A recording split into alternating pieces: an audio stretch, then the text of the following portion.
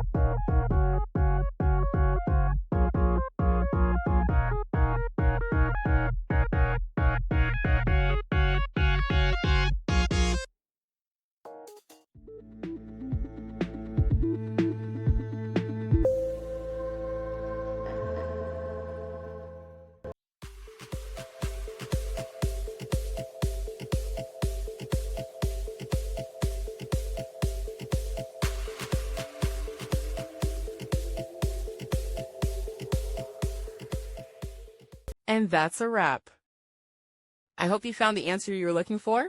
If you did, take a second to hit that subscribe button. It really helps out. And let me know in the comments which solution worked best for you. See you next time in the debug zone.